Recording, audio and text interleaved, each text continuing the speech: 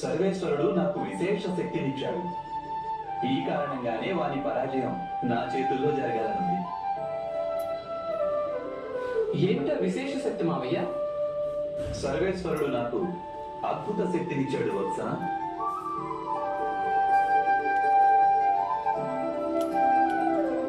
అదేమిటో నీకు తెలుసుకోవాలనుందా? ప్రయత్నం చేసే శక్తి. నాకు నమ్మకం ఉంది, ఒకవేళ నేను సాహసంతో శ్రద్ధగా ప్రయత్నం చేస్తే ఎటువంటి కార్యమైనా నాకు అసంభవం కాదని. కానీ మావయ్య, ప్రయత్నం అనేది అందరూ చేస్తారు కదా. నీవు యథార్థం చెప్పావు వత్స శృత సోమ. ప్రయత్నం అందరూ చేస్తుంటారు. నిజానికి ప్రయత్నం చేయడమే అవసరం విజయాన్ని పొందేందుకు.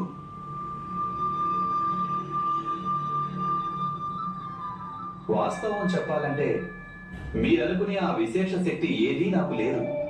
ఆ సర్వేశ్వరుడు అన్యులెవరికి ఇవ్వనిది. సర్వేశ్వరుడు పక్షపాతం వహించడు.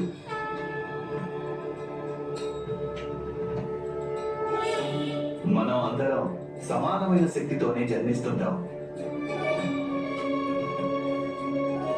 కానీ భయం, మోహం, లాలస వంటి లక్షణాలు మనిషిని ప్రయత్నించకుండా నిరోధిస్తాయి. ఇక ఎవరైతే ప్రయత్నమే చేయరో వారిని సాఫల్యం ఏ విధంగా వరిస్తుంది వత్స?